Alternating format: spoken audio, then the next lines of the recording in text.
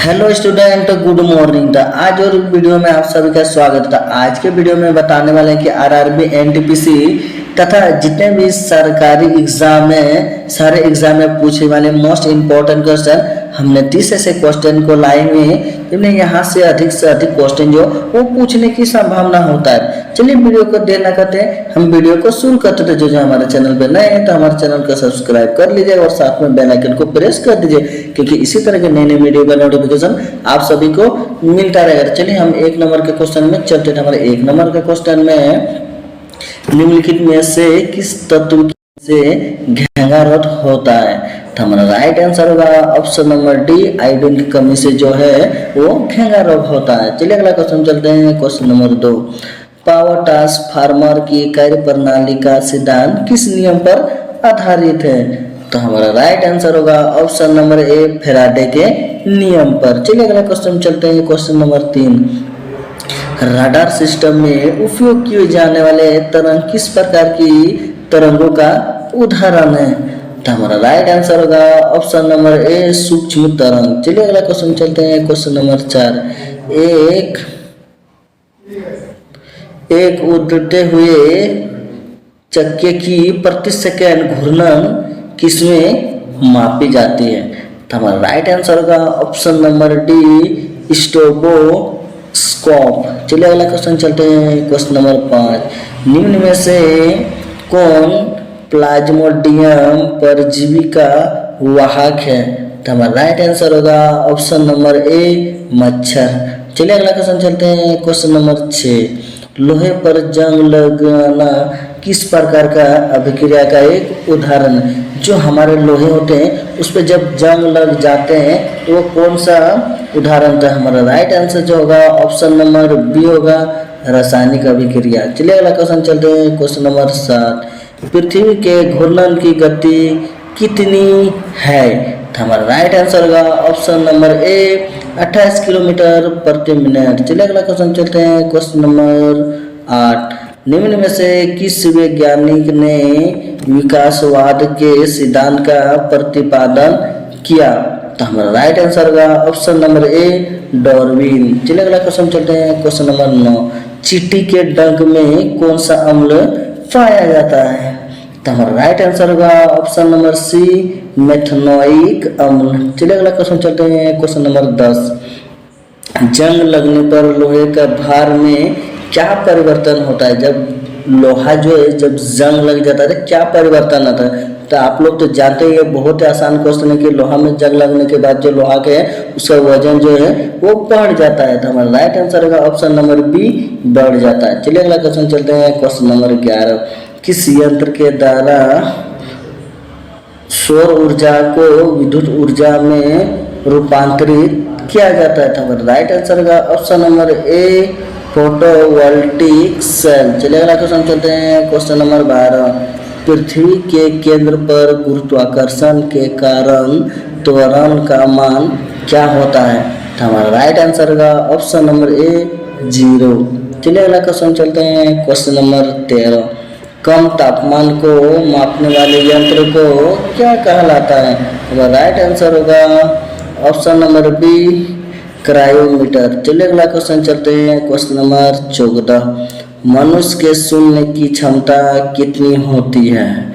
तो हमारा right answer होगा ऑप्शन नंबर बी, 20 हर्ट्ज से लेकर 20,000 हर्ट्ज के ध्वनि को जो है मनुष्य आसानी से सुन सकता है।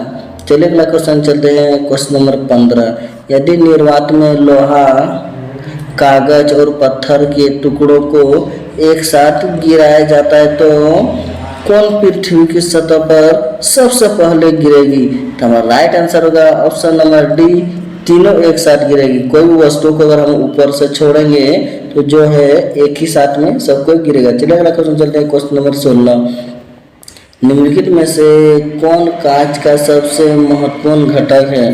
तो हमारा राइट आंसर होगा ऑप्शन नंबर सी, सिलिका। चलिए अगला क्वेश्चन चलते हैं। क्वेश्चन नंबर 17, पदार्थ का परमाणु सिद्धांत किस वैज्ञानिक ने दिया था? तो हमारा राइट आंसर होगा option number C, John Dalton ने दिया था। चलिए अगला क्वेश्चन चलते हैं। क्वेश्चन नंबर 18, वॉशिंग मशीन किस सिद्धांत पर कार्य करता है? तो हमारा राइट आंसर होगा ऑप्शन नंबर ए अपकेंद्रीय। चलिए अगला क्वेश्चन चलते हैं, क्वेश्चन नंबर 19, आघूर्ण बल का एसआई मात्रक क्या है? अगर इस क्वेश्चन का आप लोग आंसर जानते होंगे तो कमेंट बॉक्स आप लोग जरूर दीजिएगा। तो इसका राइट आंसर होगा option number B newton metre. चलिए अगला क्वेश्चन चलते हैं, क्वेश्चन नंबर 20, अल्जाइमर रोग मानव शरीर के किस अंग को मुख्य रूप से प्रभावित करता है? तो हमारा राइट आंसर होगा ऑप्शन नंबर ए मस्तिष्क को। चलिए अगला क्वेश्चन चलते हैं, क्वेश्चन नंबर 21, अस्थि मज्जा के रुधिर कंडिकाओं के निर्माण को क्या कहा जाता है? तो हमारा राइट आंसर होगा ऑप्शन नंबर बी हेमोटोपियोसिस। चलिए अगला क्वेश्चन चलते हैं, क्वेश्चन नंबर 22, फ्लोरोसेंट लैंप में चौक के उपयोग का मुख्य उद्देश्य क्या है? तो हमारा राइट आंसर होगा ऑप्शन नंबर ए विद्युत धारा के प्रभाव को कम करता है। चलिए अगला क्वेश्चन चलते हैं, क्वेश्चन नंबर 23, यदि किसी तत्व का परमाणु क्रमांक बराबर है लेकिन परमाणु भार भिन्न भिन्न मतलब कि अलग अलग है, जो उस तत्व को क्या कहते हैं? तो हमारा राइट आंसर होगा ऑप्शन नंबर बी समस्थानिक। चलिए अगला क्वेश्चन चलते हैं, क्वेश्चन नंबर 24, निकट में से किस किरणों का उत्सर्जन रेडियो एडिक्टिवता के दौरान नहीं होता है? तो हमारा राइट आंसर होगा ऑप्शन नंबर डी कैथोड किरणें। चलिए अगला क्वेश्चन चलते हैं, क्वेश्चन नंबर 25, पीयूष ग्रंथि मानव शरीर के किस अंग में स्थित होती है? तो हमारा राइट आंसर होगा ऑप्शन नंबर ए मस्तिष्क में होते हैं। चलिए अगला क्वेश्चन चलते हैं, क्वेश्चन नंबर 26, हमारे वायुमंडल में ऑक्सीजन की मात्रा लगभग कितनी होती है? तो हमारा राइट आंसर होगा ऑप्शन नंबर बी 0.03%। चलिए अगला क्वेश्चन चलते हैं, क्वेश्चन नंबर 27, निम्नलिखित में से कौन सी गैस चूने के पानी को दुधिया कर देता है? तो हमारा राइट आंसर होगा option number C carbon dioxide. चलिए अगला क्वेश्चन चलते हैं, क्वेश्चन नंबर 28, ऑक्सीजन का खोज किसने किया था? तो हमारा राइट आंसर होगा ऑप्शन नंबर डी ए और बी दोनों ने। चलिए अगला क्वेश्चन चलते हैं, क्वेश्चन नंबर 29, कितनी ऊंचाई पर ऑक्सीजन की मात्रा नग्न होती है, मतलब कि कितने ऊंचाई में जो है कि ऑक्सीजन पाए जाते हैं?